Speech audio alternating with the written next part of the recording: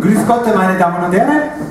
Mein Name ist Gino Cultura und ich habe den bestens integrierten Italiener bei Humboldt gemacht. Im Fernstudium. Ich blieb im Studium einfach fern. Ich hoffe, Sie können mich verstehen.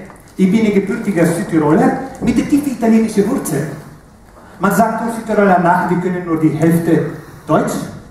Oder wir können überhaupt nicht Deutsch. Aber dafür können wir auch nicht Italienisch. Das gleicht sich aus. Wir verstehen von allem nur die Hälfte. Deswegen ist bei uns beim gesetzlichen Dekret alles zweisprachig. Ist wie in Kärnten, glaube ich. Das Blöde ist nur, wenn man zweimal die falsche 50% versteht. Das sind dann meistens alle Politiker und alle Beamte. Ich bin in Österreich jetzt schon seit 1995 und habe so meine Probleme mit der deutschen Sprache, mit der österreichischen Sprache. Und ich musste das schriftlich festhalten, damit Sie es glauben. Ich bin etwas, was man bezeichnen würde als Österreich-Error. Wie gesagt, bin ich seit 1995 in Österreich scheinheimisch. Und für die Frauen hier längst schon überlebend. Aber das mit den Entsingeln ist so ein Problem. Ich würde fast sagen, es ist auswegslos.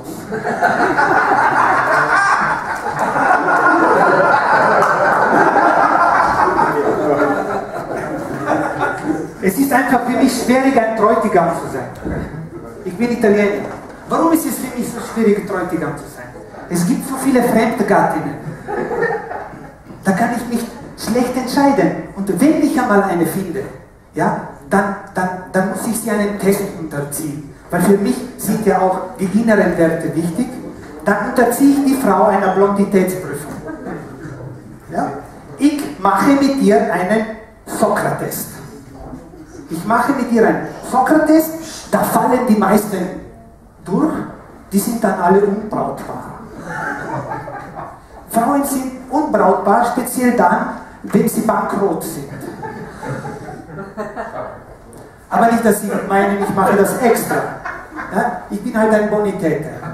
Ganz wichtig. Früher war ich während meines Studiums war ich Gigolo. Ich war ein Gigolo und versuchte täglich, jeden Tag, mein Bestigstes zu geben. Warum war ich Skilehrer? Ich war jung, brauchte das Geld und hatte Bedürfnisse. Die Bedürfnisse waren von der Pyramide von Sadomaso. Sie kennen Sadomaso. Das ist dieses Dreieck mit den 5 verschiedenen Bedürfnissen. Das sind halt alle gleich. Ja? Jetzt bin ich in die Jahre gekommen. Jetzt bin ich nur mal ein Gigolo. Aber ich bin immer noch auf der Suche nach einer Gigoloma. Ja?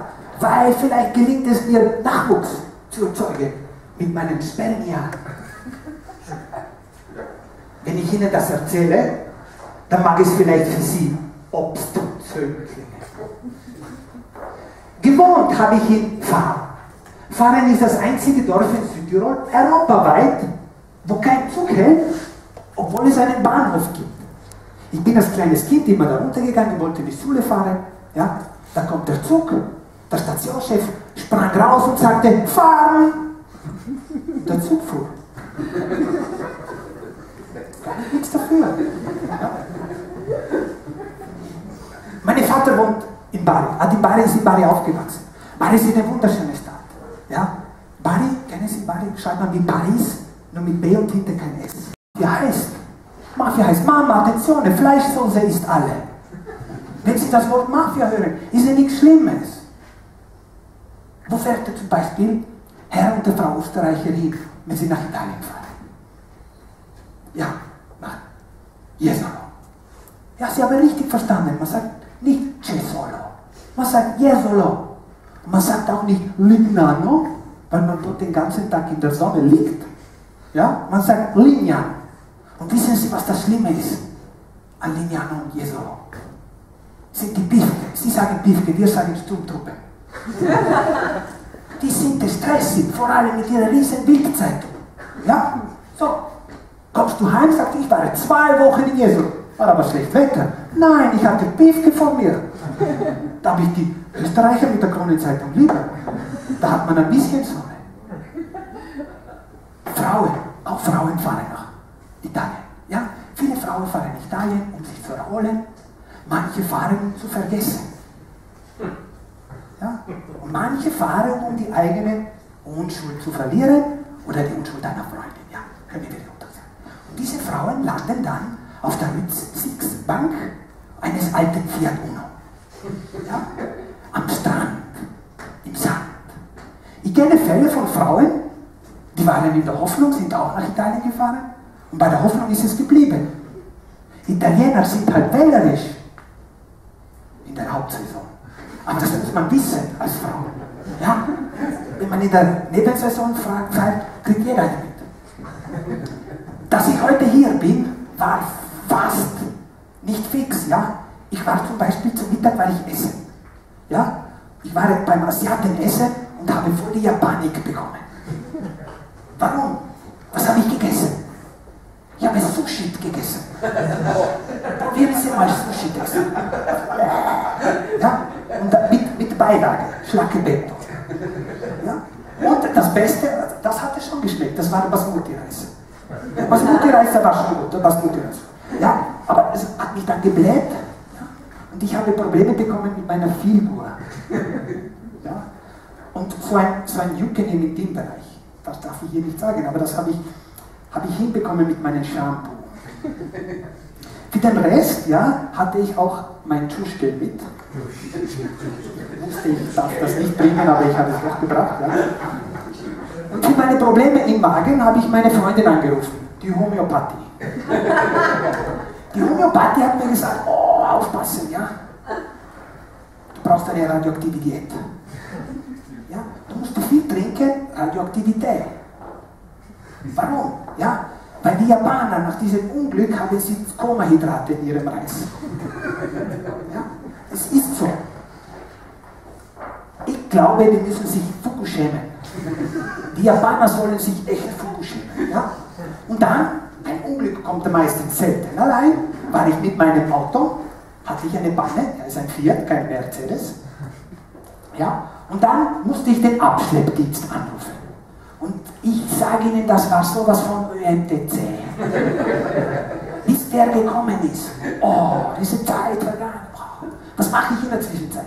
Ja, ich habe gesagt, ich lese meine Prophezeitung. Ich will wissen, wie es meinen Horoskop geht. Es gibt auch Horoskope für Frauen, aber ich bin ein Mann und habe dann gesagt, okay, Horoskop. Ganz wichtig für mich, ich wollte wissen, meine Aszendent. Aszendent, der war ja Saturn, Merkur, ja, und die Venus war zickig, war nichts gut, ja. Ich musste mich beruhigen. Mit was beruhigt man sich am besten? Mit Deckquantum. Ja, aber ich bin nicht mehr der Jüngste, ich brauchte ein bisschen mehr Demut. Und dann, diese Geschichte muss ich Ihnen unbedingt noch erzählen, fertig erzählen, kam eine Polyzyste. Er hatte so einen Ding da am Hals, ja? Und mit ihrer Gerade, das war so ein Statussymbol. Kennen Sie das? Ja? Und sie lächelte mich an. Ihr Charakter war charismatisch. Ich glaube, sie hatte Mundhygienie. Ja? Und sie sprach und sie sprach und sie sprach. Sie sprach mit mir, sie war so eine richtige Diskutante. Eine wirklich Petante. Ja? Sie wollte mit mir ständig flachsimpeln. Irgendwann, ja, nach einer halben Stunde war mir das Philosophie. Aber sie sprach weiter und das war mir dann zu viel. Sie erzählte mir sogar von ihrem Businessurlaub. Was geht dich das an, habe ich mir gedacht. Ja, und dann zeigte sie mir noch ihr Hochzeitsfoto. Ich muss sagen, sie hat in ihren Leichtsinnigkeiten gut ausgeschaut. Ja? Aber dann fing sie an zu weinen. Sie fing an zu weinen, sie erzählte mir von ihrem Freund. Ihr Freund ist der Vasektomie. Da war sie Tommy, war Eingangstürke einer Wiener Diskothek, lässt sich aber jetzt umschulen und will zur spanischen Hofreitschule. Vasek-Tommy kann keine Kinder kriegen. Ja? Also die Polizistin hätte gern Schlechtverkehr und Vasek-Tommy geht Schlechtverkehr. Aus diesem Grund, ich weiß nicht, ob es stimmt, hat man die Polizistin schon Klitoris genannt. Aber ich denke, das war ein Placebo Domingo. Ja? Wenn Sie mich fragen, ich denke, der Vasek-Tommy ist ein echter Flopidiot. Und dann wird sie wieder ernst und verlangt nach meinem Desperate Ausweis.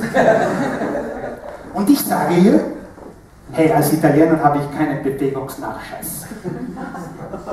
Weil wir noch ein bisschen Zeit haben, möchte ich Ihnen jetzt den Exportschlager Nummer 1 aus Italien näher bringen. Sie kennen den Eros Ramazzotti, oder? Ja? Ich weiß, warum Michele Hunziker den Eros Ramazzotti verlassen hat. Sie versteht seine Texte. Ich glaube, Österreicher verstehen die Texte von Eros Ramazzotti nicht.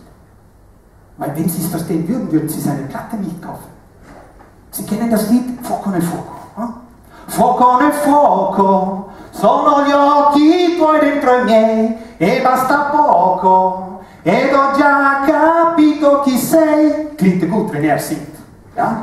So, dann singt er, vorrei morire sulle labbra rosse che hai. Das heißt so viel, ich möchte sterben auf deine rote Lippe.